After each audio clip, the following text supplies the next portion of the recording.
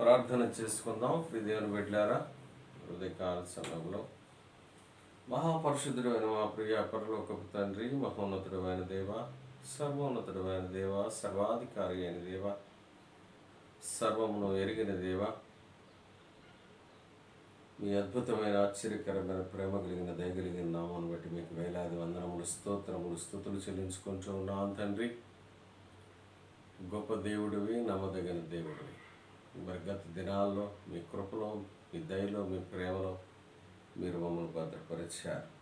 మరి ఉదయకాల సమయంలో నా తండ్రి, అయా నూతన దినాన్ని మేము ప్రారంభిస్తూ ఉండగా అయ్యా నా ప్రభా, మీ కృప మాతో ఉంచండి, మీ దయను మాతో ఉంచండి, మీరే మమ్మల్ని బలపరచండి. నా తండ్రి, మీ వాక్యం ద్వారా మీరు మాతో మాట్లాడండి, మీరు మమ్మల్ని సంధించండి.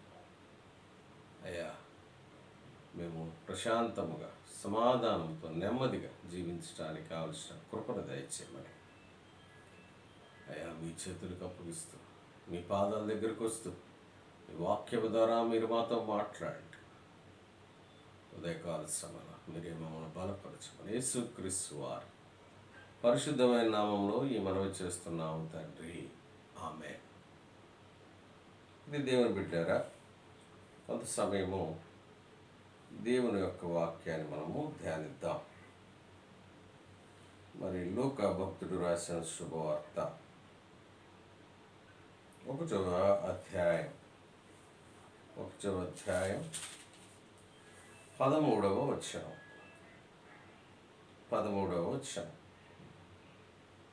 చూడండి. అప్పుడు ఆ దూత అతనితో, జకరియా భయపడకుము, నీ ప్రార్థన వినబడినది. నీ భార్య అయిన ఎలిజబెత్ నీకు కుమారుని కనును, అతనికి యోహాను అను పేరు పెట్టుదువు. మరి దేవుని యొక్క వాక్యాన్ని మనం గమనిస్తే, ప్రభు యొక్క దూత ఎవరి దగ్గరకు వచ్చింది? జకర్యా దగ్గరకు వచ్చింది. ఎవరు ఈ జకర్యా?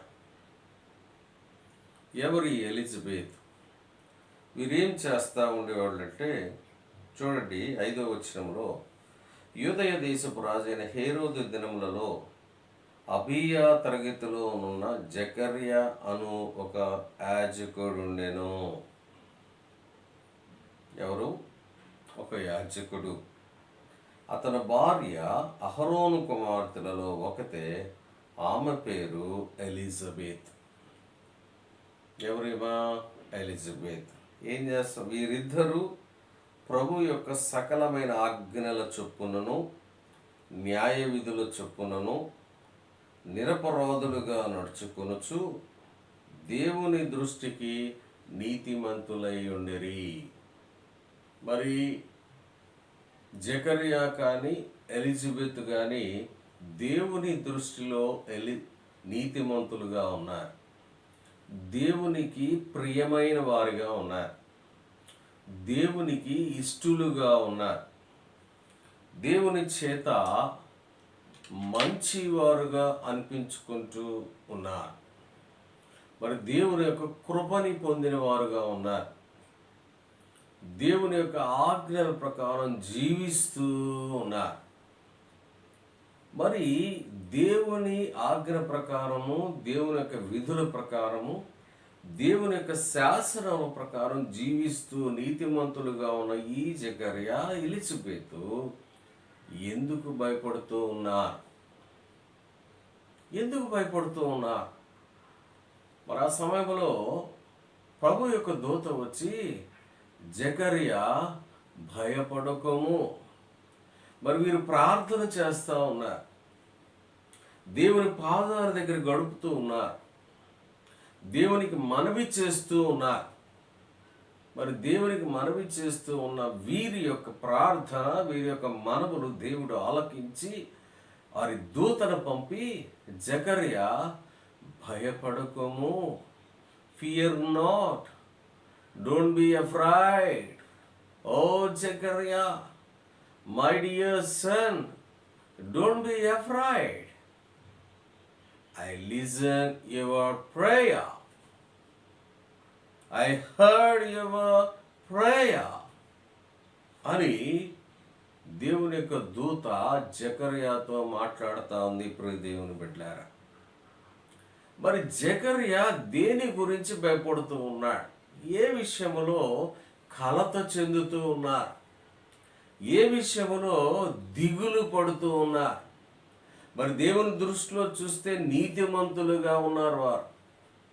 మరి జకర్యా కానీ ఎలిజబెత్ కానీ నీతిమంతులుగా ఉన్న వారు ఏదో ఒక విషయంలో వాళ్ళు భయపడతా ఉంటే దేవుడు వారిని ఆదరించటానికి ఒక వాగ్దానాన్ని దయచేస్తూ ఉన్నారు.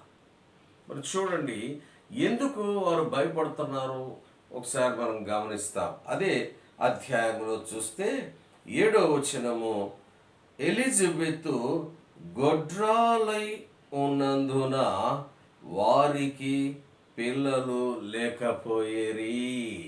చూడండి ప్రియ దేవుని బిడ్డలారా, మరియు వారిద్దరూ బహుకాలము గడిచిన వృద్ధులైరి. ఇక్కడ 2 విషయాలు మనం జ్ఞాపకం చేసుకుంటాం.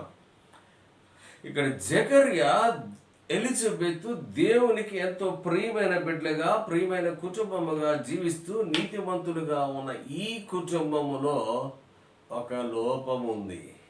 ఏమిటది? వారికి సంతానము లేదు. వారికి పిల్లలు లేరు. మరి ఎలిజబెత్ గొడ్రాలుగా ఉంది. ఇంకొక విషయాన్ని చూసుకుంటే వారు చాలా వృద్ధులైపోయారు. మరి ఆ వృద్ధులైపోయిన ఆ సమయంలో వారిలో ఒక భయము కలిగింది. అయ్యో, మాకు సంతానము కలగదేమో, అయ్యో మాకు పిల్లలు పుట్టరేమో, అయ్యో ఎలా చేయాలి, ఏమి చేయాలి అని వాళ్ళు కలత చెందుతూ, భయపడుతూ, దిగులు చెందుతూ ఉన్న సమయంలో దేవుని దూత వారి దగ్గరికి వచ్చి, జకర్యా భయపడకుము, నీ ప్రార్థన వినబడినది, నీ ప్రార్థన వినబడినది, నీ భార్య ఎలిజబెత్ ఒక కుమారుని కనును అని దేవుడు ఒక వాగ్దానము చేస్తూ ఉన్నారు. మరి ఒకసారి ఈ యొక్క జకర్యా కానీ ఎలిజబెత్ కానీ వారి యొక్క పరిస్థితిని మనం ఆలోచిస్తే, ఇప్పుడు దేవుని బిడ్డలారా, వారిద్దరూ కూడా యాజక ధర్మాన్ని నిర్వహిస్తూ ఉన్నారు. దేవుని యొక్క పనులను చాలా చక్కగా, పరిశుద్ధముగా, దేవునికి ఇష్టమైన రీతిలో వారు జీవిస్తున్న క్రమములో ఒకవేళ సంతానము లేని వారు వారి దగ్గరకు వచ్చి, అయ్యా మాకు సంతానము లేదు, మా గురించి దేవునికి ప్రార్థన చేయరా, మనవి చేయరా అనే పరిస్థితి ఉందా లేదా అని మనం ఆలోచించుకోవాలి. వారి దగ్గరికి వచ్చే క్రమంలో మరి ఆ బిడ్డలు, విశ్వాసులైన బిడ్డలు, మరి మా పాస్టర్ గారికి, మా యాజకుడైన మరి జకర్యాకి సంతానం లేదు, వీరు మా గురించి ప్రార్థన చేస్తారు, వీరు మా గురించేమి దేవుని దగ్గర మనవి చేస్తారు అని ఒక అవమానకరముగా వారిని చూసి ఉండొచ్చు కూడా.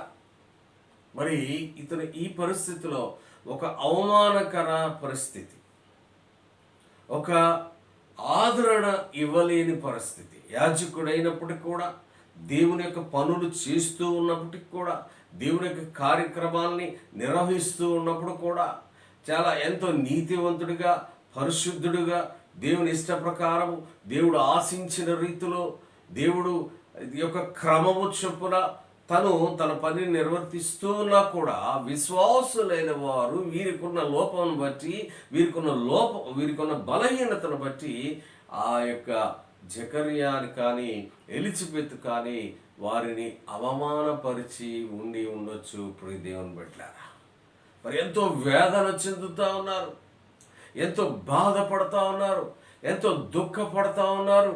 మరి వయసేమో ఎక్కువైపోయింది, వృద్ధులైపోయారు. ఈ వయసులో మాకు సంతానం కలుగుతుందా? ఈ వయసులో మాకు పిల్లలు పుట్టుతారా? మరి మా పరిస్థితి ఏంటి? మా శరీరం ఉడికిపోతా ఉంది, మేము ఎలా జీవించాలి? ఏ విధంగా మేము దేవునికి మహింకరంగా ఉండాలి? మరి మాలో ఒక లోపం ఉంది, ఒక బలహీనత ఉంది అని వారు ఆలోచిస్తూ, భయపడుతూ, మదన పడుతూ, దుఃఖపడుతూ, వేదన పడుతూ ఉన్న సమయంలో దేవుని బిడ్డలారా, మరి దేవుని దూతని తన బిడ్డల దగ్గరికి ప్రభువారు పంపి, జకర్యా భయపడవద్దు, fear not, don't be afraid, నీ ప్రార్థన నాకు వినబడినది, నీ ప్రార్థన నాకు వినబడినది. మరి నీ భార్య అయిన ఎలిజబెత్ ఒక కుమారుని కనును అని ఆదరిస్తూ ఉన్నారు ప్రభువా. ప్రియ దేవుని బిడ్డలారా, మరి ఈ సమయంలో అవమానములో ఉన్నావా? అనుమానములో ఉన్నావా? అయ్యో నాకు వయసు ఊడిపోయింది, వయసు చాలా అయింది, అయ్యో నా జీవితం అంతా అయిపోయింది, నాశనం అయిపోయింది, మరి నన్ను రక్షించే వాళ్ళు ఎవరు? నా యొక్క ఈ జీవితాన్ని ఈ కుంగిన స్థితి నుండి, నాశనమైన ఈ స్థితి నుండి నన్ను విడిపింపగల వారెవరు? నా జీవితం అయిపోయింది, ఇంకా అంతా అయిపోయింది, నా జీవితం, నా కుటుంబం అయిపోయింది, నేను ఎలా జీవించాలి అని ఒకవేళ నువ్వు ఏదైనా అనుమానపడే స్థితిలో ఉంటే ఈరోజు నా దేవుడు మాట్లాడుతున్నప్పుడు, ఈ దేవుని బిడ్డలారా, జకర్యాని బలపరిచిన దేవుడు, జకర్యాని ఆదరించిన దేవుడు, జకర్యాకి ధైర్యపరిచిన దేవుడు, భయపడొద్దు అని నీతో నాతో మాట్లాడుతూ ఉన్నారు. ఈరోజు నువ్వు ఏ స్థితిలో ఉన్నా అనుమానించొద్దు, దేవుని వైపు చూడు, దేవుని నమ్మకంగా జీవించు. దేవుడు ఏదైతే నీ ద్వారా ఆశిస్తూ ఉన్నాడో ఆ విధంగా జీవిస్తే దేవుడు ఈ రోజున జకర్యాకి ఏ విధంగా వాగ్దానం చేశాడో, మరి ఈ రోజున నిన్ను నన్ను కూడా అటువంటి స్థితిలోకి తీసుకెళ్ళడానికి సిద్ధంగా ఉన్నాడు. ప్రియ దేవుని బిడ్డలారా, భయపడొద్దు. అనుమానిస్తున్నావా? అయ్యో నా శక్తి లేదే, అయ్యో నాకు జ్ఞానం లేదే, అయ్యో నన్ను ఆదరించేవారు లేరే, అయ్యో నాకు సహాయం చేసేవారు లేరే, అయ్యో నేను ఏ వ్యాపారం చేసినా కానీ, ఎటువంటి పని చేసినా కానీ అంతా నాకు అపజయమే, విజయమే లేదే అని ఒకవేళ నీవు అనుకుంటూ ఉంటే, ఈరోజు దేవుడు మాట్లాడుతాడు. నీ వయసును చూడట్లేదు, నీ జ్ఞానాన్ని చూడట్లేదు, నీ స్థితిని చూడట్లేదు. దేవుడు ఒకటి మాట్లాడుతూ ఉన్నాడు. ప్రియ దేవుని బిడ్డలారా, భయపడవద్దు, నేను మీకు తోడుగా ఉన్నాను. నీ యొక్క ప్రతి పరిస్థితుల నుండి నేను విడుదల చేస్తా. వృద్ధులై ఉన్న మరి జకర్యాని నేను ఆదరించిన దేవుణ్ణి, అభయాన్నిచ్చిన దేవుణ్ణి, మరి నిన్ను నేను ఆదరించనా అని దేవుడు మాట్లాడుతున్నాడు. దేవుని దగ్గర వెళదాం, దేవుని అడుగుదాం. ప్రభా, మరి వారు ఏం చేశారు? గమ్ములా ఉండలా, వాళ్ళు ఏం చేశారు? ప్రార్థన చేశారు. Pray, kneel down and pray, kneel down and pray. మోకాళ్ళ మీదని ప్రార్థన చేద్దాం. ప్రార్థన చేస్తే దేవుడు మన యొక్క మనవిని ఆలకించి, నువ్వు ఏ స్థితిలో ఉన్నా, జకర్యాలాగా వృద్ధుడైపోయావా? జకర్యాల యొక్క హీన స్థితిలో ఉన్నావా?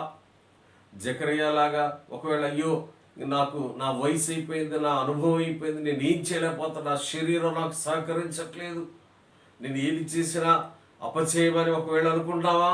నో, ప్రియ దేవుని బిడ్డలా, అనుకోవద్దు. నేను బలపరిచే దేవుడు నీకు తోడుగా ఉన్నాడు, నీకు విడుదలనిచ్చే దేవుడు తోడుగా ఉన్నాడు. కాబట్టి దేవుని పాదాల దగ్గరికి రా. ఈ క్రిస్మస్ దినాల్లో దేవుడు మాట్లాడుతూ ఉన్నాడు. ప్రియ దేవుని బిడ్డలారా, ఈ క్రిస్మస్ దినాల్లో జకర్యా దగ్గర నీ పేరు పెట్టుకో, జకర్యా దగ్గర నీ పేరు పెట్టుకో. భయపడవద్దు, నీ ప్రార్థన వినబడినది. నీకున్న ప్రతి అనుమానం నుండి నేను విడుదల దయచేసి నీకు జయాన్ని ఇవ్వబోతా ఉన్నా, నీకు విజయాన్ని ఇవ్వబోతా ఉన్నానని దేవుడు మాట్లాడుతూ ఉన్నారు. రెండవ అంశాన్ని మనం చూసుకుందాం. దేవుని బిడ్డ చూడండి, మత్తయి శుభవార్త, మత్తయి రాసిన శుభవార్త ఒకటవ అధ్యాయం 1వ అధ్యాయం. అంతకంటే ముందుగా మనము చూసుకుంటే లూకా శుభవార్త 2వ అధ్యాయం 10వ వచనం. 2వ అధ్యాయం 10వ వచనం చూడండి. అయితే ఆ దూత, అంతకంటే ముందుగా 9వ వచనం కూడా చదువుకుందాం. ప్రభు దూత వారి యొద్దకు వచ్చి నిలిచారు. ప్రభువు మహిమ వారి చుట్టూ ప్రకాశించినందున వారు మిక్కిలి భయపడిరి. అయితే ఆ దూత భయపడకుడి, ఇదిగో ప్రజలందరికీ కలుగుబోవు మహా సంతోషకరమైన సువర్తమానము నేను మీకు తెలియజేయుచున్నాను. ఎవరితో మాట్లాడుతూ ఉన్నారు ఇక్కడ? ఈ మాటలు ప్రభు దూత ఎవరితో మాట్లాడుతాం చూడండి. 8వ వచనం చూడండి. ఆ దేశములో కొందరు గొర్రెల కాపరులు పొలములో ఉండి రాత్రి వేళ తమ మందను కాచుకొనుచుండగా. ఎప్పుడు దర్శించింది ప్రభు దూత వారిని? ఎప్పుడు దర్శించింది? ఎప్పుడు? రాత్రి వేళ దర్శించి. అంటే వారు చీకటిలో ఉన్నారు, అంధకారములో ఉన్నారు. ఎక్కడ ఉన్నారు వాళ్ళు? ఊరికి దూరముగా అరణ్యములో ఉన్నారు. సమాజానికి దూరముగా అరణ్యములో ఉన్నారు. మరి అక్కడ ఆ ప్రదేశాన్ని చూస్తే ఆ గొర్రెలు కాచే ఆ ప్రదేశము చాలా ఒక దుర్వాసన కలిగిన వాసన కలిగినదిగా ఉంటూ ఉంటుంది. మరి ఇంకొక విషయాన్ని చూస్తే ప్రియ దేవుని బిడ్డలారా, మరి ఆ సమయంలో వారు అంతగా చదువుకున్న వారు కూడా కాదు. పిల్లలేమి పెద్దలేమి వారందరూ కూడా కొంత చదువు తక్కువ వారుగా అని అనుకుని ఉండొచ్చు. కానీ మరి దేవుని దూత మొట్టమొదటగా యేసుక్రీస్తు ప్రభువారి యొక్క జననం గురించి మొట్టమొదటిగా మాట్లాడినది, సమాచారం అందించినది ఆ గొర్రెల కాపరులకే. మరి ఆ గొర్రెల కాపరుల యొక్క స్థితిని మనం చూస్తే ప్రియ దేవుని బిడ్డలారా, మరి వారు దేవుని యొక్క జననం గురించి సమాచారం పొందటానికి ఎటువంటి విషయంలో కూడా వారికి ఎటువంటి స్తోమత లేదు, అర్హత లేదు, యోగ్యత లేదు. కానీ దేవుడు వారి యొక్క మనసును చూశాడు, వారి యొక్క అమాయకత్వాన్ని చూశారు, వారి యొక్క ఆ హంబుల్ హార్ట్, ఆ మంచి మనసు హృదయాన్ని చూశారు. చూసి మొట్టమొదటిగా యేసుక్రీస్తు ప్రభువారు యొక్క జననం గురించి, యేసుక్రీస్తు ప్రభువారి యొక్క జననం గురించి మొట్టమొదటిగా వారికి సమాచారము అందించటం జరిగింది. దేవుని బిడ్డలారా, గమనించండి. ఇక్కడ చూస్తే మరి ఆ గొర్రెల కాపరులకి సమాచారం అందించడానికి మరి వారికి ఎటువంటి స్తోమత లేదు. అయ్యో, నేను ఈ పని చేయటానికి నాకు అర్హత లేదే, నా దేవుని గురించి ప్రకటించడానికి నాకు చదువు లేదే, నా దేవుని గురించి ప్రకటిస్తూ ఉంటే నా మాట ఎవరు వింటారు, నేను పామరుడునే, నాకు అనుభవము లేదే, నేను చిన్నవాడినే, నాకు అందము లేదే, నా మాట ఎవరు వింటారు అని ఒకవేళ నీ స్తోమత గురించి నువ్వేమైనా ఆలోచిస్తున్నావేమో. దేవుడు స్తోమతని, బాహ్య సౌందర్యాన్ని చూసే దేవుడు కాదు. మరి ఇజ్రాయేలు ప్రజల్ని ఐగుప్తు నుండి విడిపించటానికి ఎవరిని ఎన్నుకున్నాడు? మోషే గారిని ఎన్నుకున్నాడు. మరి మోషే ఆ సమయంలో దేవుని దగ్గరకు వచ్చి, మోషే నువ్వు నా ప్రజల్ని నువ్వు ఐగుప్తు నుండి నడిపించాలంటే, ప్రభువా నేను నోటి మాంద్యం కలిగిన వాడిని, నా మాట ఎవరంటారు ప్రభువా, నా మాట ఎవరంటారు, నాకు అర్హత లేదే, నా మాట సరిగా రాదు అసలు, నాకు నా మాట ఎవరంటారు ప్రభా అని అన్నప్పుడు, నేను నీకు తోడుగా ఉన్నాను, నీతో నేను ఏదైతే చెప్తానో నీ యొక్క బ్రదర్ అహరోన్ ద్వారా అతను మాటలు వినిపిస్తాడు అని మోషేని ఎన్నుకొనిన దేవుడు. మరి తన యొక్క ప్రజల్ని, ఇజ్రాయేలు ప్రజల్ని ఐగుప్తు దేశం నుండి విడిపించటానికి మోషే యొక్క స్తోమత చూడలేదు, మోషే యొక్క అర్హత చూడలేదు, మోషే యొక్క యోగ్యత చూడలేదు. ఏం చూశాడు? తన యొక్క నమ్మకత్వాన్ని చూశాడు, తన యొక్క నీతిని చూశాడు, తన యొక్క పరిశుద్ధతను చూశాడు. మరి ఇక్కడ చూస్తే ఈ గొర్రెల కాపురుల విషయంలో కూడా వారి యొక్క అమాయకత్వాన్ని దేవుడు చూశాడు, వారి యొక్క మంచితనాన్ని దేవుడు చూశారు. మరి వారు చూస్తే దేవుని దగ్గర ప్రభు దూత వారి దగ్గరకు వచ్చి, మీకు ప్రజలందరికీ కలుగబోవు సువర్తమానము నేను మీకు తెలియజేస్తా ఉన్నాను అని అన్నప్పుడు వారెంతో నమ్మకంతో, మొదటైతే ఆ ప్రభు దూత వచ్చినప్పుడు భయపడ్డారు, కానీ దేవుడు మాట్లాడు, భయపడవద్దు, మీకు వెలుగు రాబోతా ఉంది. మీరు చీకటిలో ఉన్నారు, అంధకారంలో ఉన్నారు.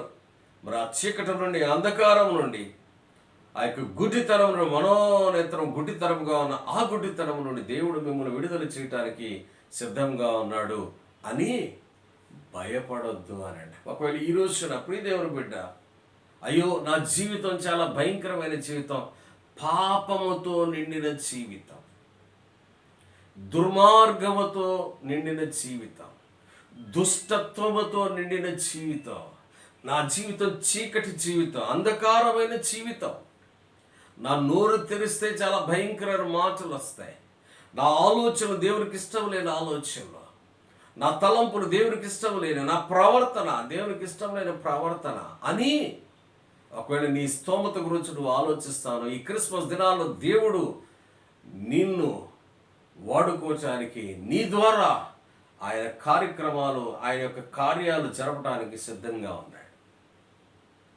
మరి గొర్రెల కాపురుల్ని వారి యొక్క స్థితిని చూడకుండా, వారి యొక్క స్తోమతను చూడకుండా, ఏ విధంగా అయితే తన యొక్క జననం గురించి ఈ లోకానికి పరిచయం చేయటానికి వారిని ఎన్నుకున్నారో, మరి ఈరోజు నువ్వు ఈ క్రిస్మస్ దినాలు దేవుని దగ్గర, ప్రభా పాపినైన నన్ను కూడా మీరు వాడుకుంటారా ప్రభా, పాపినైన నన్ను కూడా అయ్యా నా మీద కూడా మీ అనుగ్రహం ఉంచుతారా, పాపినైన నేను కూడా మీ పని చేయటానికి నాకు అర్హతనిస్తారా, యోగ్యతనిస్తారా అని దేవుని పాదాల దగ్గరకు వస్తే దేవుడు నిన్ను వాడుకోబోతా ఉన్నాడు. ప్రియ దేవుని బిడ్డలారా, గమనిద్దాం, ఆలోచిద్దాం. ఈ క్రిస్మస్ దినాలు ఎన్నో క్రిస్మస్ మనం జరిపించుకొని ఉండొచ్చు, ఎన్నో క్రిస్మస్ మన జీవితంలో వెళ్ళి ఉండొచ్చు, కానీ దేవుడు ఆయన ఆయన ఆశిస్తుంది ఏంటంటే, నా దగ్గర రండి, నా దగ్గర రా, నాకు విధేయత చూపించు, నాకు లోబడు, నీ బాహ్య సౌందర్యం నాకు అవసరం లేదు, నీ ఆంతరంగికమైన స్వభావం నేను చూస్తాను. నీ హృదయాన్ని చూసే దేవుణ్ణి, నీ మనసును చూసే దేవుణ్ణి. అయ్యో నాకు స్తోమత లేదే అని దూరం అయిపోతా ఉన్నావా? మరి వారు ఎక్కడున్నారు? ప్రజలకు దూరంగా ఉన్నారు, సమాజానికి దూరంగా ఉన్నారు, అరణ్యంలో జీవిస్తూ ఉన్నారు. ఎటువంటి భద్రత లేదు. ఎప్పుడు ఏ జంతువు వచ్చి వారి మీదకి దండయాత్ర చేసి వారిని చంపుద్దో, నాశనం చేసుద్దో, మరి అటువంటి పరిస్థితుల్లో ఉన్న వారిని దేవుడు వచ్చి భయపడొద్దు. ఈరోజు నీతో మాట్లాడుతూ ఉన్నాడు, భయపడొద్దు. నీ స్తోమత గురించి నువ్వు ఆలోచించొద్దు. అయ్యో నాకు స్తోమత లేదు, నాకు అర్హత లేదు, నాకు యోగ్యత లేదని నీవు ఆలోచించొద్దు. ప్రియ దేవుని బిడ్డ, దేవుని వైపు చూస్తే, దేవునికి లోబడితే, వారు ఎప్పుడైతే ప్రభు దూత దగ్గర ఆ సమాచారాన్ని అందుకున్నారో వారు వెళ్ళిపోయి అందరికీ ప్రకటించారు. మరి ఆ యొక్క పరిశుద్ధుడైన దేవుని దగ్గరికి పోయి వారు ఆరాధించారు. నువ్వు సిద్ధంగా ఉన్నావా ఆరాధించడానికి, ఆయన ఘనపరచడానికి సిద్ధంగా ఉన్నావా? నీ హృదయంలోకి వస్తే దేవుడు నీ బ్రతుకు మారుతి. చీకటిలో ఉన్న నిన్ను, అంధకారంలో ఉన్న నిన్ను వెలుగులోకి తీసుకెళ్లే దేవుడు. సిద్ధంగా ఉన్నావా? సిద్ధంగా ఉండు. దేవుడు అదే ఆశిస్తాడు. ఈ క్రిస్మస్ దినాల్లో నీతో నీ స్తోమత గురించి దేవుడు ఆలోచించట్లా, నీ స్థితి గురించి ఆయన ఆలోచించట్లా, నీ యోగ్యత గురించి ఆలోచించట్లా. భయపడదు. అయ్యో నాకు స్తోమత లేదే, అయ్యో నాకు యోగ్యత లేదే అని నువ్వు ఆలోచించద్దు. దేవుడు నిన్ను చక్కగా వాడుకోవటానికి సిద్ధంగా ఉన్నాడు. ఇప్పుడు దేవుని బిడ్డ సిద్ధంగా ఉన్నావా? దేవునికి నీ హృదయాన్ని ఇవ్వు. ఈ క్రిస్మస్ దినాల్లో ప్రభువా, ఒక నూతనమైన క్రిస్మస్ నేను జరుపుకోవటానికి నాకు సహాయం చేయండి ప్రభువా, మిమ్మల్ని ఆరాధించే కృప నాకు దయచేయండి ప్రభువా అని దేవుని దగ్గర మనం ప్రాధేయపడితే నీ ద్వారా కొన్ని అద్భుతమైన కార్యాలు చేయడానికి, గొర్రెల కాపరుల ద్వారా చీకట్లో ఉన్నవారు, అరణ్యంలో ఉన్నవారు, సమాజానికి దూరంగా ఉన్నవారు, చదువు లేనివారు, మరి ఎంతో దుర్గంధముతో కలిగిన ఆ ప్రదేశంలో ఉన్న వారిని వాడుకున్న దేవుడు ఈ క్రిస్మస్ దినాల్లో నువ్వు ఎటువంటి దుర్గంధంలో ఉన్నా, ఎటువంటి పాపంలో ఉన్నా, ఎటువంటి పరిస్థితిలో ఉన్నా, నువ్వు చదువు లేకపోయినా, నీకు చదువు లేకపోయినా, నీకు స్థితి లేకపోయినా, నీకు హోదా లేకపోయినా, నీకు ధనం లేకపోయినా, దేవుడు నీ స్థితిని, నీ స్తోమతను చూడకుండా మరి దేవుడు నీ ద్వారా అద్భుత కార్యాలు చేయాలని ఆశిస్తా ఉన్నాడు. మరి భయపడొద్దు ప్రియ దేవుని బిడ్డ, భయపడొద్దు. మరి 3వ అంశంలోకి వెళదాం.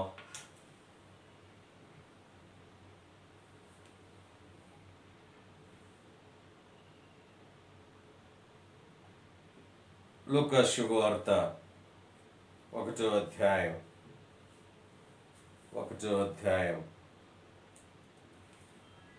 లూకా శుభవార్త 1వ అధ్యాయం 30వ వచనం చూడండి. ఈ శుభదినము, ఈ శుభవచనం ఏమిటో అని ఆలోచించుకొనుచుండగా దూత, మరియా భయపడకము,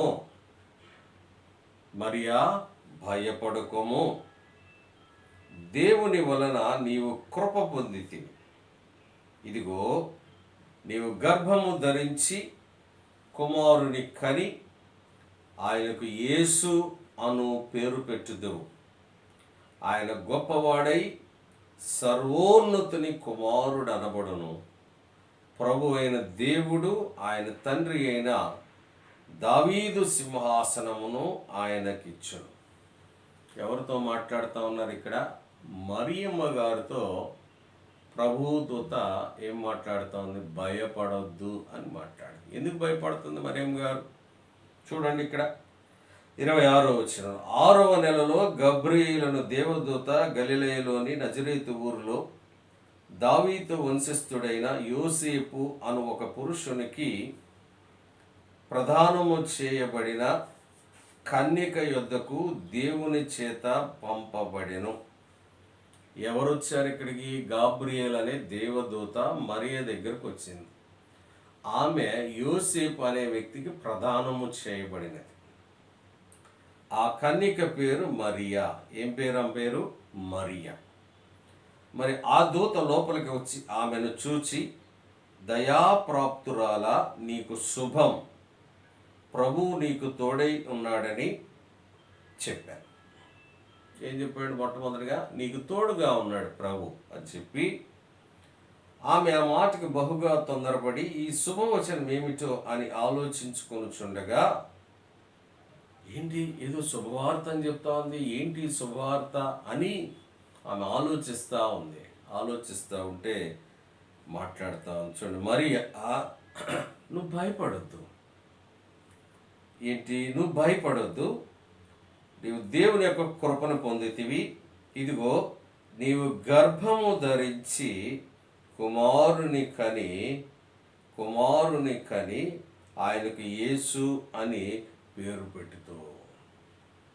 ఎప్పుడైతే దేవదూత ఆ మరియమ్మ గారి దగ్గరకు వచ్చి, దయ పొందిన దానా, దయాప్రాప్తురాలా, నీకు వందనాలు, నీకు ఒక శుభవచనం చెప్పడానికి నేను వచ్చాను అన్నప్పుడు ఆమె భయపడింది. ఏంటి నాకు దేవుని దూత నా దగ్గరికి రావడానికి నేనేమన్నా నీతిమంతురాలనా, నేనంత గొప్పదానినా, నాకంత యోగ్యత ఉందా, నాకంత అర్హత ఉందా అని భయపడతా ఉన్నప్పుడు ఏమన్నా మరియా భయపడకు, దేవుడు నీ ద్వారా ఆయన కుమారుణ్ణి ఈ లోకంలోనికి రావటానికి ఆయన ప్రణాళిక కలిగి ఉన్నాడు. ఎలా? నీవు గర్భము ధరిస్తావు. అయ్యో, అక్కడ మరి గారి యొక్క ఆమె ఆలోచన చూసి భయపడిపోయింది. అదేంటి, మరి నాకు పెళ్ళైంది కానీ చూడండి ఇక్కడ ఈ మాట అంటుంది మరి గారు ఏమంటారు చూడండి 34 వచ్చినందుకు మరియా, నేను పురుషుని ఎరుగని దానినే, ఇది ఎలా జరుగును అనగా దూతతో, అనగా దూత పరిశుద్ధాత్మ నీ మీదకి వచ్చు, సర్వోన్నతుని శక్తి నిన్ను కమ్ముకొనును గనుక పుట్టబో శిశువు పరిశుద్ధుడై దేవుని కుమారుడు అనబడును. అంతకంటే ముందుగా యేసుక్రీస్తు ప్రభువారి గురించి ఆయన చెప్పాడు. ఇక్కడ రాయించేటట్టు మనం చూస్తాం 33వ వచనం, ఆయన యాకోబు వంశస్థులను యుగ యుగములు ఏలును. ఎవరు ఏలేది? యేసుక్రీస్తు ప్రభువారు. అలానే ఆయన రాజ్యము అంతము లేనిదై ఉండునని ఆమెతో చెప్పాను. ఆయన రాజ్యము అంతము లేదట. మరి ఒక కన్యకైన స్త్రీ దగ్గరకు వచ్చి నీవు గర్భవతి అవుతావు, మరి నీ ద్వారా యేసుక్రీస్తు ప్రభువారు ఈ లోకానికి రాబోతా ఉన్నారు అని ఆ మాట చెప్పడంతో మరి భయం వేసింది. అదేంటి, నేను ప్రదానం చేయబడ్డాను కానీ ఇంతవరకు నా భర్తతో నాకు ఎటువంటి సంబంధం లేదు కదా, మరి ఒక పురుషుడు ఒక స్త్రీ శారీరకంగా కలిస్తేనే వేరే బిడ్డకి జన్మనిస్తాం కదా, మరి ఇది ఎలా సాధ్యమైంది? How is it possible?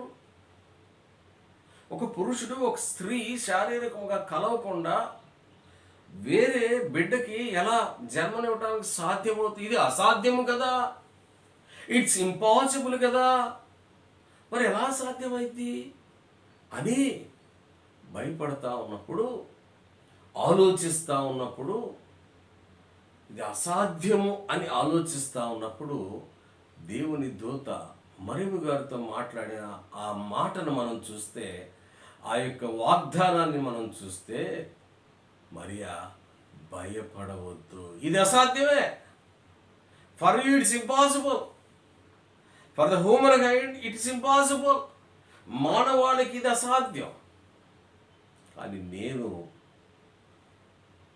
దేవుడినై ఉన్నాను, నాకు సాధ్యమే అని దేవుడు మాట్లాడతాను. చూడండి, ఇక్కడ ఒక పరిస్థితి మనం ఆలోచిస్తే, మరియమ్మ గారు కన్యకగా ఉన్న మరియమ్మ గారి ద్వారా దేవుడు ఈ లోకానికి రావటానికి తనని ఎన్నుకొని, మరి తన ద్వారా మహిమ రావటానికి, ఆయనకు మహిమ రావటానికి మరియమ్మ గారిని ఎన్నుకున్నాడు. భయపడతా ఉంది మరి మరియమ్మ, భయపడతా ఉన్నారు, ఇది ఎట్లా సాధ్యమండి అని భయపడతా ఉన్నప్పుడు అసాధ్యమనే పరిస్థితి నుండి సుసాధ్యము చేసిన దేవుడు. అందుకని మనం ఏమంటామంటే ఆయన ఆశ్చర్యకరుడు. మన తండ్రి అయిన దేవుడు, కుమారుడైన యేసయ్య, ఆధునికత పరిశుద్ధాత్మ దేవుడు ఆశ్చర్యకరుడు. ఆయన యొక్క జననం, యేసుక్రీస్తు ప్రభువారి యొక్క జననం ఆశ్చర్యం, యేసుక్రీస్తు ప్రభువారి యొక్క జీవితం ఆశ్చర్యం, యేసుక్రీస్తు ప్రభువారి యొక్క మరణం ఆశ్చర్యం, యేసుక్రీస్తు ప్రభువారి యొక్క పునరుద్ధానం ఆశ్చర్యం.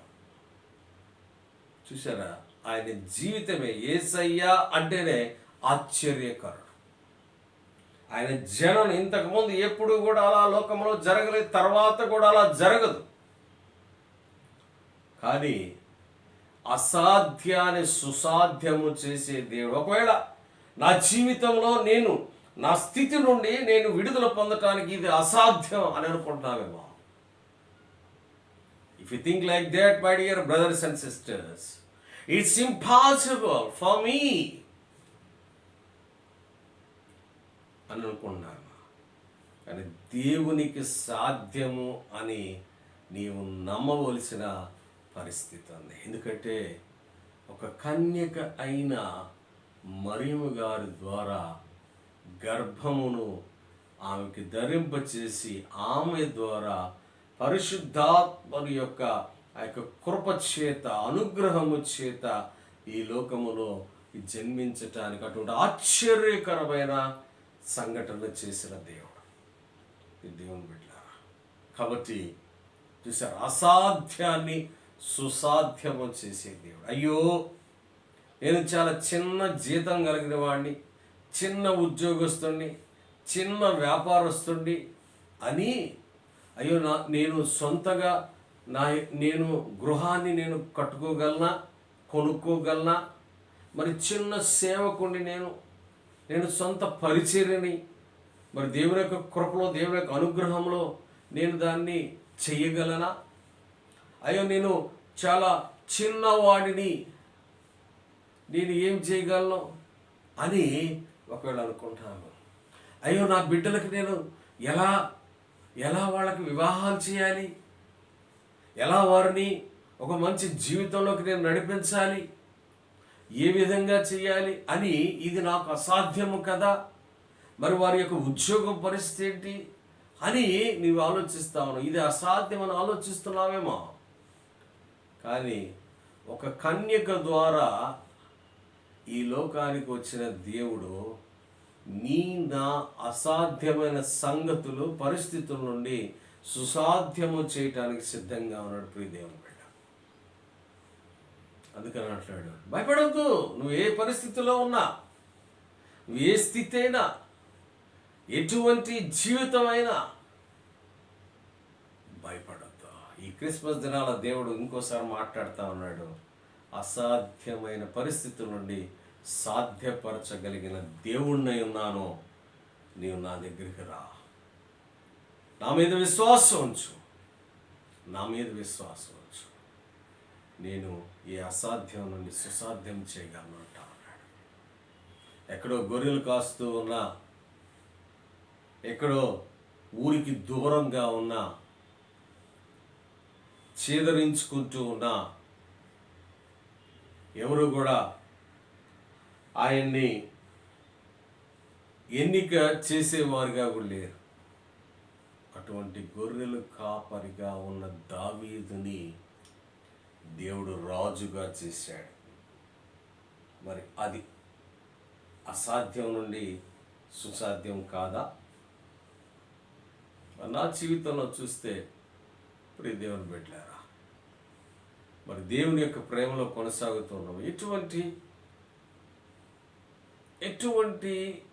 ఉపాధి లేదు, కానీ దేవుడు నన్ను పోషిస్తూ ఉన్నాడు. నాకైతే అసాధ్యమే. It's impossible for me to feed my family. నాకు అసాధ్యం అదే. కానీ దేవుని వైపు చూస్తూ, దేవుని మీద ఆధారపడతా. అయ్యా, నీవు తప్ప నాకెవరు దిక్కులేరు ప్రభువా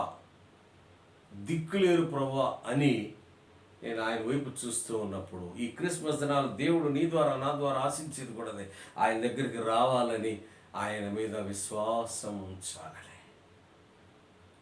నువ్వు క్రిస్మస్ రోజున నువ్వు కొత్త బట్టలు ధరించుకోవచ్చు, కొత్త మనుషులు పిలవచ్చు, ఇవేమీ దేవుడు కోరుకోవట్లేదు ప్రియ దేవుని బిడ్డ. నూతన హృదయంతో, నూతన మనసుతో, నూతన ఆలోచనలతో, నూతన యొక్క అలవాటుతో, నూతన యొక్క అభిప్రాయాలతో దేవుని దగ్గర రావాలని ఆశిస్తాను.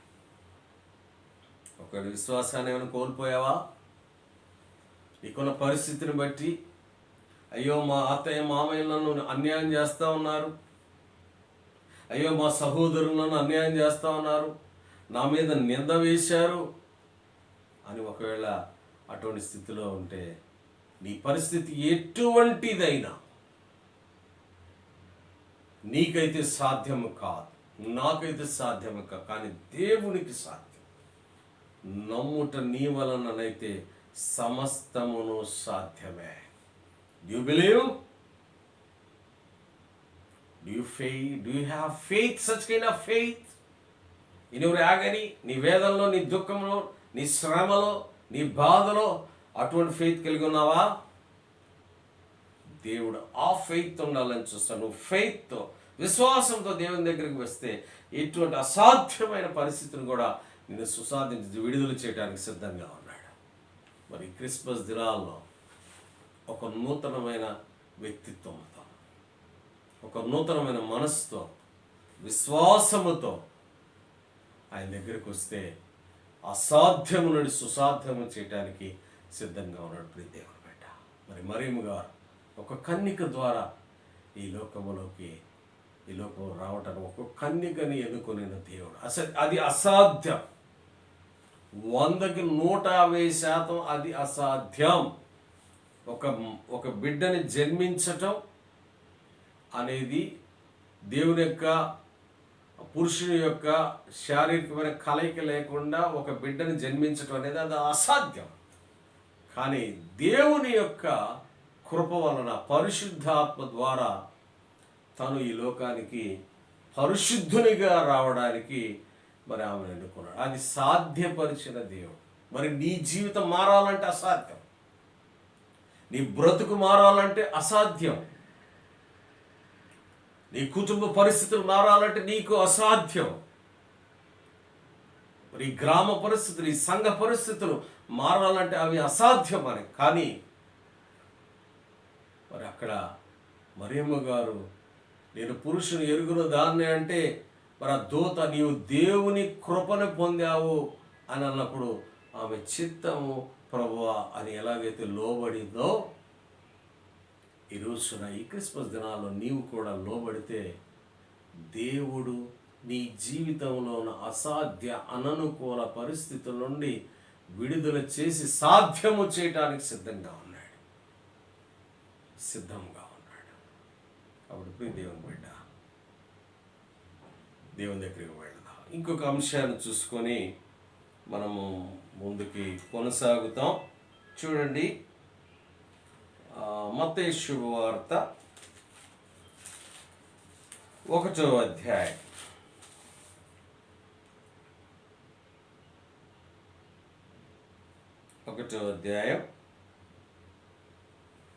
20వ వచనం.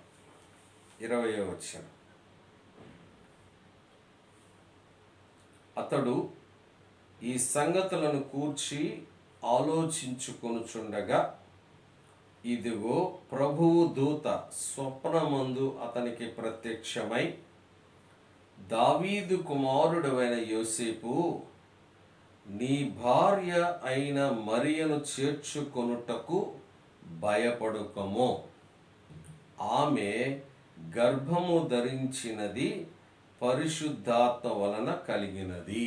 ఇక్కడ ఎవరితో మాట్లాడుతున్నారు? ఇక్కడ యోసేపు గారితో ప్రభువు మాట్లాడుతూ ఉంటారు. ఏం చేస్తానంటే, ఎందుకు మాట్లాడారు చూడండి. అందుకంటే ముందు వచ్చిన 18వ వచనం మనం చూసుకుంటే, యేసుక్రీస్తు జనన విధం ఎట్లనగా, ఆయన తల్లి అయిన మరియ యోసేపునకు ప్రదానము చేయబడిన తరువాత వారు ఏకము కాకమునుపు, వారు శారీరకముగా వారు ఏకము కాకమునుపు ఆమె పరిశుద్ధాత్మ వలన గర్భవతిగా ఉండేది. ఇక్కడ చూడండి ఏం జరిగింది. ఇక్కడ వారు ఇంకా శారీరకంగా వారు కలవక ముందే మరి మరియమ్మ గారు గర్భవతిగా దేవుడు తన్ని అటువంటి స్థితిలోకి తీసుకెళ్ళినప్పుడు ఆమె భర్త అయిన యోసేపు, చూడండి చాలా ప్రాముఖ్యమైన విషయం, ఆమె భర్త అయిన యోసేపు నీతిమంతుడై ఉండి ఆమెను అవమానపరచనొల్లక, ఏంటి అవమానం, రహస్యముగా ఆమెను విడనాడ ఉద్దేశించెను. రహస్యంగా, అయ్యో మరి ప్రదానం చేయబడింది. మరి ఒకవేళ మనము ఆమె దగ్గరికి వెళ్ళి, లేకపోతే వాళ్ళ తల్లిదండ్రుల దగ్గరికి వెళ్ళి, వాళ్ళ కుటుంబ సభ్యుల దగ్గరికి వెళ్ళి మనం మాట్లాడితే, మరి వాళ్ళని అవమానపరిస్తే వాళ్ళు బాధపడతారేమో, వారు కృంగిపోతారేమో. ఎందుకులే వారిని బాధపడటం ఎందుకులే అంటే, ఇక్కడ మనం చూస్తే యోసేపు మరియని ఎంతగానో ప్రేమించాడు. ప్రేమ దోషములను కప్పును. ప్రేమ దోషాలను కప్పుది. నీ ఎదుటివాడు ప్రేమించినప్పుడు ఒకవేళ తను తప్పు చేసినా, అపరాధములో ఉన్నా, నీకు వ్యతిరేకంగా జీవించినా, నీకు అతని మీద ఉన్న ప్రేమను బట్టి తను క్షమించి మరి అతన్ని ఆ విధమైన సహవాసాలు మనం వెళ్తూ ఉంటాం. ఇక్కడ చూడండి, ఇక్కడ యోసేపు నీతిమంతుడై ఉండి, నీతిమంతుడై అంటే పరిశుద్ధుడై ఉండి, దేవుని ఇష్ట ప్రకారం జీవిస్తూ ఉన్నవాడు, దేవునికి ఇష్టమైన వాడు, దేవునికి ప్రియమైన వాడు, దేవునికి ప్రియమైన వాడు. దేవుని బిడ్డలారా, మరి అంత నీతిమంతుడుగా ఉన్న యోసేపు ఏం జరిగింది ఇక్కడ? ఆమెని విడిచిపెట్టాలని ఉద్దేశం కలిగి ఉన్నాడు. ఎందుకు విడిచిపెట్టాలనుకున్నాడు? మరి ఆమె పెళ్లి కాకముందే, శారీరక కలవకముందే ఆమె గర్భవతి అయింది కాబట్టి, మరి అప్పుడున్న పరిస్థితులు మనం గమనిస్తే ఆమె గర్భవతి అయింది కాబట్టి మరి ఆమెని విడిచిపెడదాం అని మరి అక్కడ డైరెక్ట్గా వెళ్ళి పాపం అవమానపరచడం ఎందుకులే. ఆ కుటుంబం మరలా నేను పోయి ఒకవేళ వాళ్ళని అడిగితే ఈ సమాజం వాళ్ళని దూషిస్తుందేమో, తిరస్కరిస్తుందేమో, తర్వాత వాళ్ళని హింసిస్తుందేమో, తర్వాత వారిని అవమానపరుస్తుందేమో అనే ఉద్దేశంతో వారిని అవమానపరచనులక రహస్యంగా, మళ్ళీ అది కూడా 20 మందికి చెప్పి, లేకపోతే అక్కడ ఉన్న వాళ్ళందరికీ కూడా చెప్పి నేను విడిచిపెడతానని కాకుండా రహస్యముగా ఆమెను విడిచిపెట్టాలని ఒక ఉద్దేశం కలిగి ఉన్నాడు. ఇప్పుడు నిజంగా యోసేపుకి ఆ సమయంలో ఎవరైనా ఒక స్త్రీ ఇటువంటి పరిస్థితిలో ఉంటే రాళ్లతో కుట్టి వాళ్ళకి చంపటం లేదా విడిచిపెట్టడం జరుగుతుంది. రాళ్లతో కొట్టేవారు, బహిష్కరించేవారు గ్రామం నుండి. తర్వాత వారిని ఎవరో కూడా అంగీకరించరు, ఎవరో కూడా సహాయించరు, ఎవరో కూడా ఆదరించేవారు కాదు. కానీ యోసేపు అవమానపరచకూడదు. ఎందుకు? ఆయన నీతిమంతుడు, ఆయన పరిశుద్ధుడు, దేవుని ఇష్ట ప్రకారం జీవిస్తా ఉన్నాడు. దేవుని యొక్క ఇష్ట ప్రకారంలో ప్రేమ, ఎవరినైతే ప్రేమిస్తామో వారి దోషాలు మనం వారి దోషాలు మనం పరిగణించకుండా వారిని మనం ప్రేమించాలి, వారు క్షమించాలని దేవుని దగ్గర తెలుసుకున్నాడు యోసేపు. కాబట్టి అవమానపరచకూడదని మరి విడిచిపెట్టాలని ఉద్దేశం కలిగిన ప్రభువు చూడండి, ఇక్కడ ఆయన పనిని జరిగించటానికి ఆయన యొక్క దూతలను పంపుతా ఉన్నాడు. ఎవరికి? మనుషుల దగ్గర దూతలను పంపుతా ఉన్నాడు. దూతలను పంపి చెప్తా ఉన్నాడు, యోసేపు భయపడద్దు, అవమానంగా నువ్వు భావించొద్దు. అయ్యో, నేను ఈ యొక్క స్త్రీ నేను పెళ్ళాడితే, ఈ స్త్రీ నేను భారీగా అంగీకరిస్తే సమాజం అంతా నన్ను కూడా వెలివేస్తుంది, సమాజం అంతా కూడా నన్ను దూషిస్తుంది, సమాజం అంతా కూడా నన్ను బహిష్కరిస్తుంది.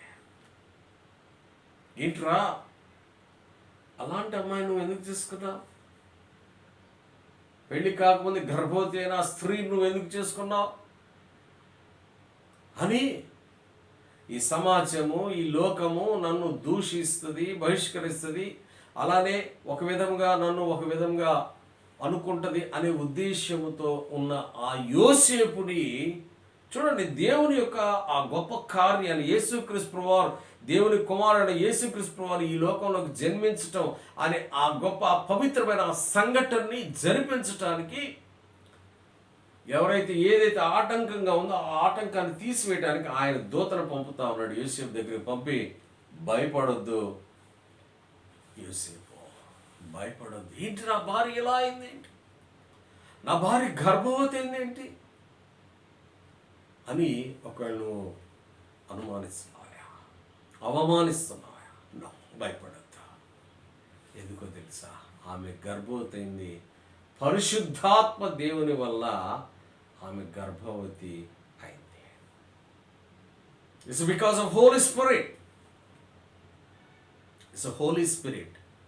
ప్రియ దేవుని బిడ్డలారా, చూడండి, యోసేపు అటువంటి స్థితిలో, అవమానంలో ఉన్నప్పుడు, అనుమానంలో ఉన్నప్పుడు, మరి దేవుడు యోసేపుతో మాట్లాడుతూ ఉన్నాడు.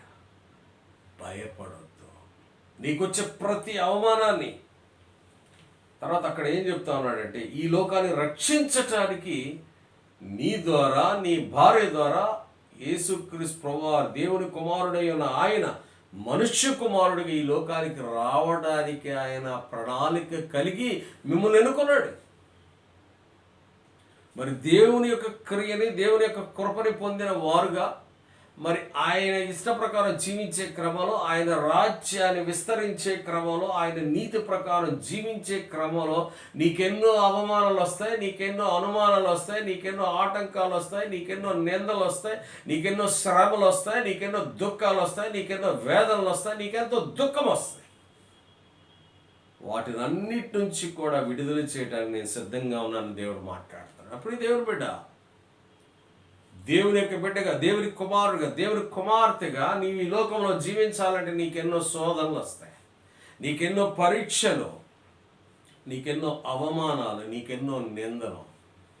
మరి మరియమ్మ గారు, యోసేపు గారు దేవుని యొక్క అనుగ్రహాన్ని పొంది దేవుణ్ణి ఈ లోకంలోనికి తీసుకురావడానికి, ఆ జన్మింపచేయటానికి వారు ఎన్ని అవమానాలు పడ్డారో, ఎన్ని నిందలు పడ్డారో మీకు తెలుసు.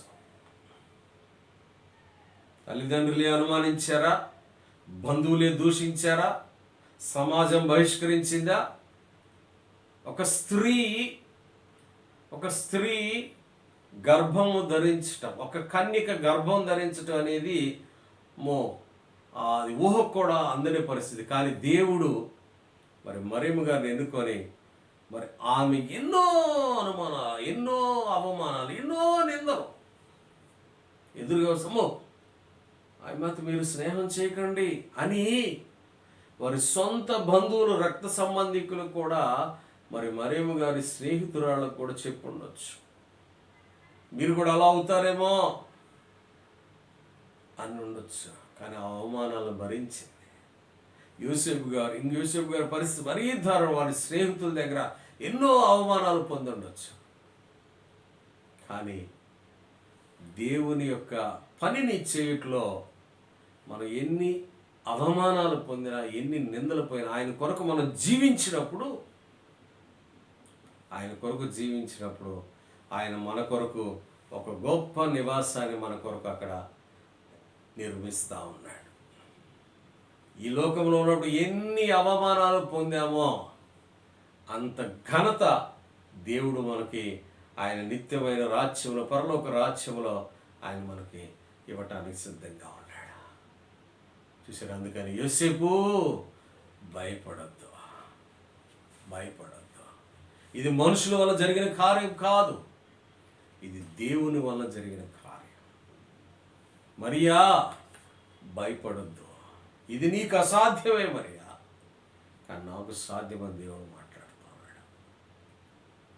మరి చూసారా, గొర్రెల కాపరులు, అయ్యో మాకు మొదటిగా ఆయన గురించి, రక్షకుని గురించి సమాచారం మాకు అందించటం ఏంది, మాకు ఇటువంటి స్థితి లేదే, మాకు ఇటువంటి స్తోమత లేదే అని ఒకవేళ నీవు కూడా, నేను స్తోమత లేదు, అర్హత లేదు, యోగ్యత లేదు అని నీవు అనుకుంటావేమో. కానీ దేవుడు నీ అర్హత, నీ స్తోమత, నీ యొక్క బాహ్య స్థితి దేవుడు చూడట్లేదు. మరి జకర్యా వృద్ధుడైపోయాను, వయసు మీరిపోయింది, నాకు సంతానం లేదు అని ఆయన అనుమానించే పరిస్థితి నుండి కూడా ఈ క్రిస్మస్ దినాల్లో దేవుడు మాట్లాడుతున్నాడు. భయపడొద్దు. అనుమానంలో ఉన్నావా? అవమానంలో ఉన్నావా? స్తోమత లేదు అనుకుంటున్నావా? ఇది అసాధ్యం అనుకుంటున్నావా? కానీ వీటన్నిటి నుంచి కూడా దేవుడు నిన్ను నన్ను విడుదల చేయటానికే ఈరోజు దేవుడు మాట్లాడతాం. భయపడద్దు. నువ్వు ఏ స్థితిలో ఉన్నా, నువ్వు ఏ పరిస్థితిలో ఉన్నా, నిన్ను ఎంతమంది అనుమానించినా, నిన్ను ఎంతమంది అవమానించినా, ఎంతమంది నీకు యోగ్యత లేదు అని నిన్ను అన్నా, ఇది అసాధ్యం, నీవు జయం పొందటం అసాధ్యం అని నేను ఎంతమంది అన్నా కానీ నా దేవుడి వైపు చూడ, నన్ను రక్షించి నన్ను పోషిస్తూ నన్ను నడిపిస్తున్న నా ప్రభు యేసుక్రీస్తు ప్రభు వైపు చూడ. ఆయన నిన్ను కూడా అటువంటి పరిస్థితుల నుండి విడుదల దయచేసి నిన్ను ఆదరించటానికి సిద్ధంగా ఉన్నాడు. ఈ క్రిస్మస్ దినాల్లో ఇది దేవుని బిడ్డ, దేవుని వైపు చూడ, దేవుని దగ్గరికి రా, మంచి హృదయముతో రా, మంచి హృదయంతో రా. నీకున్న ప్రతి పరిస్థితిని కూడా దేవుడు తీసివేసి నిన్ను బలపరచడానికి, నిన్ను ధైర్యపరచడానికి, నిన్ను స్థిరపరచడానికి, నిన్ను ఆదరించడానికి సిద్ధంగా ఉన్నాడు. కాబట్టి దేవుని వైపు చూద్దాం, దేవుని ఇష్ట ప్రకారం మనం జీవిద్దాం. అసాధ్యం అనుకోవద్దు, నా ప్రభువుకి ఇది సాధ్యమే, నా ప్రభువుకు సాధ్యమే. అయ్యో వీళ్ళు నన్ను అనుమానిస్తా ఉన్నారు. మరొక సంఘటన నేను మీకు చెప్పాలనుకుంటా ఉన్నాను. ఒక వ్యక్తి నేను ఒక వస్తువుని తీసుకోపోయినా కానీ నువ్వు తీసుకున్నావని నా మీద నింద వేశాడు. నా దేవునికే చెప్పాను, నేను నా దేవుడే బయలుపరుస్తాడు. దేవుని బిడ్డ, మరి అటువంటి అవమానాలు, అటువంటి నిందలు ఎన్నో ఉండొచ్చు. దేవుని వైపు, దేవుని దగ్గరికి వెళ్తే ఇవన్నీ కూడా వాటన్నిటి నుంచి కూడా దేవుడు తీసేస్తాడు. ఒక సిద్ధంగా ఉన్నా, దేవుని వైపు చూద్దాం, ప్రార్థన చేసుకుందాం. పరిశుద్ధమైన తండ్రి, అద్భుతమైన దేవా, మీకు వందనాలు, స్తోత్రాలు. మహోన్నతుడివి, సర్వోన్నతుడివి, సర్వోన్నతుల స్థలములలో దేవునికి మహిమ, ఆయనకి ఇష్టలైన వారికి సమాధానం అని చెప్పింది దేవుడు. అవునయ్యా, మరి క్రిస్మస్ దినాల్లో 4 సందర్భాల్లో మీరు మాతో మాట్లాడారు, భయపడొద్దు అని.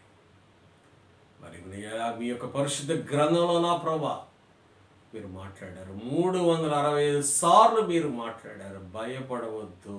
365 రోజులు సంవత్సరంలో. కాబట్టి ప్రతిరోజు కూడా నా ప్రభా మీరు మమ్మల్ని బలపరుస్తూ భయపడొద్దు అని చెప్తూ ఉన్నా. అయ్యా, అటువంటి జీవితాన్ని మాకు దయచేయండి. ఈ క్రిస్మస్ దినాల్లో ఈ లోకానికి జన్మించడం, ఈ లోకంలో జన్మించడం ఆశ్చర్యం. ఆ ఆశ్చర్యకరమైన సంఘటనని మీ జ్ఞాపకం చేసుకొని మా హృదయంలో మాకు ఎటువంటి యోగ్యత లేకపోయినా, స్తోమత లేకపోయినా, నీతిమంతులు కాకపోయినా, పరిశుద్ధం కాకపోయినా మా హృదయంలో జన్మించారు ప్రభా. మీరు మా హృదయంలో ఎప్పుడైతే జన్మించారో మా మనసు మారింది, మా హృదయం మారింది, మా జీవితం మారింది, మా బ్రతుకు మారింది ప్రభా. ఇటువంటి గొప్ప ధన్యత మీరు మాకు దయచేశారు. మరి ఇంకా ఎటువంటి పరిస్థితుల్లో అయ్యా మేము అనుమానిస్తా, అవమానాలు చెందుతా, నిందలు పొందుతా, ఇది అసాధ్యం అనుకుంటా ఉంటే మీరు మాట్లాడిన ప్రతి మాటను బట్టి కూడా మిమ్మల్ని స్తుతిస్తున్నానయ్యా. మీరే సహాయం చేయండి. మా యొక్క ప్రతి పరిస్థితులని ఈ క్రిస్మస్ దినాల్లో ప్రభా మీరే విడుదల దయచేసి నా తండ్రి మేము ఎల్లప్పుడూ ఆనందించుడి, ప్రభునందు ఆనందించుడి అనే విధంగా ఎప్పుడు కూడా మిమ్మల్ని ఘనపరుస్తూ అయ్యా మిమ్మల్ని హెచ్చిస్తూ నా తండ్రి మీ మీద ఆధారపడుతూ అయ్యా నా ప్రభు మీ వైపు చూస్తూ మీ మీద విశ్వాసం ఉంచే ఆ కృపని, అటువంటి జీవిత విధానాన్ని మాకు దయచేయమని. మరి ఎవరైతే నా ప్రభా ఈ యొక్క వీడియోను చూస్తున్నారో వారి కుటుంబాల్లో ఇటువంటి కృపని వారికి దయచేయమని, సమస్తమైన మహిమ, ఘనత, ప్రభావాలు మీకు మాత్రమే ఆరోపించుకుంటూ యేసుక్రీస్తు వారి పరిశుద్ధమైన, శ్రేష్టమైన, నమ్మకమైన నామంలో అడిగి ప్రార్థించి స్తుతించి వేడుకుంటూ ఉన్నాము తండ్రి. ఆమేన్. మరి అందరికీ ప్రైజ్ లార్డ్ అండి. అందరికీ వందనాలు. దేవుడు మిమ్మల్ని దీవించునుగాక. మరి ఈ పరిచర్య కొనసాగించలాగా మీరు ప్రార్థన చేయండి. మరి కింద మొబైల్ నెంబర్ ఇవ్వటం జరిగింది. మీకు ఏదైనా ప్రార్థన అవసరతలు ఉంటే ఫోన్ చేయండి.